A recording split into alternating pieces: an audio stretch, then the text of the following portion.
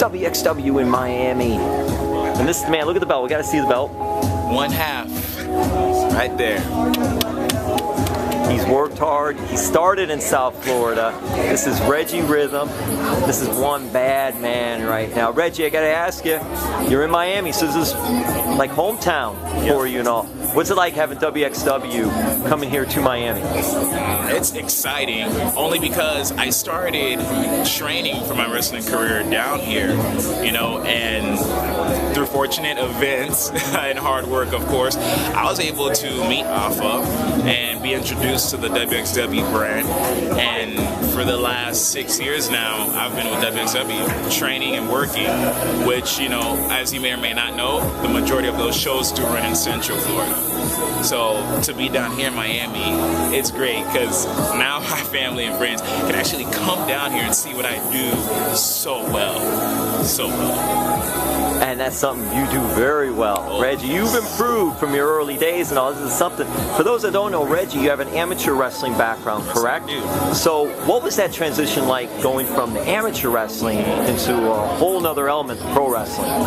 It was fairly easy for me, only because of the aspect of learning through the physical contact. So what I knew from my amateur wrestling days, I wrestled in high school at Deerfield Beach High School. Home of the Bucks, go Bucks!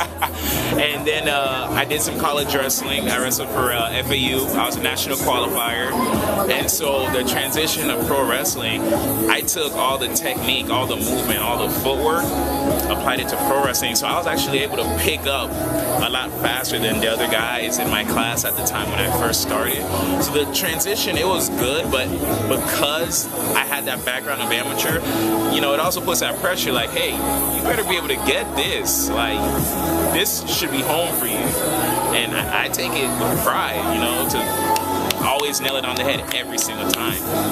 Now, Alex G, who's with WXW, but a lot of people know Alex too, training a lot of guys in South Florida and all. Talk about Alex and how he helped you. Well, I met Alex G. I met him when I was still wrestling in college. You know, he also has an amateur wrestling background. So because of that connection, me and him clicked so fast and so well. So when he noticed that I was able to make the transition fairly well, he really took me under his wing, and he has not let go of me since. Even introducing me to Alpha, his lovely wife, his daughter, and the WXW brand, which through them, again, opened up so many doors. I've been fortunate to score 2 WWE tryouts within the last 8 months, and again, it's through the hard work and through Alex G believing in me, and likewise Alpha and his wife believing in me. I'll ask you about WWE tryouts. What was that like for you? Was that like a 3-day intensive camp, or how did that go for you? What was that like? Well, the first one consisted of 3 days because they worked Sunday for a pay-per-view. You know, Monday they had Raw live, and Tuesday they shot SmackDown. So, you know, they used us as extras, you know, rosebuds. And of course, when Tuesday rolled around, we were able to get in the ring and actually perform tryout matches in front of, you know, trainers and coaches. And I feel like for the right guy who really wants to make it in pro wrestling, an opportunity like that, you don't want to just wrestle this match and then hear, oh, you did good. You want to pick their brains, and I was fortunate enough, that's exactly what I did. And I wanted to learn, I wanted to get better, because you always have room to improve. Same thing with my second tryout. That one consisted of a 2-day, you know, Monday Raw, Tuesday SmackDown. Tried out on SmackDown Tuesday, and again, I was fortunate enough to pick William Regal's brains. Picked it apart, and then I had him pick my match apart, because that's the only way to get better. And I feel that I have gotten better, much better. You mentioned the rosebud, so what did you have to wear? Well, I mean, the Rosebud gimmick, you know, it's like our 15 seconds of fame. I went as outlandish as I possibly could. I wore a big rubber chicken suit with Super Saiyan anime hair. Needless to say, I stood out pretty well. And of course, it's important to stand out because that's what you're trying to do. Exactly. You want to grab everyone's attention from the moment they lay eyes on you. Now, Reggie, what has it been like with working with Afa, the Wild Samoan, WWE Hall of Famer, and everybody up at WXW?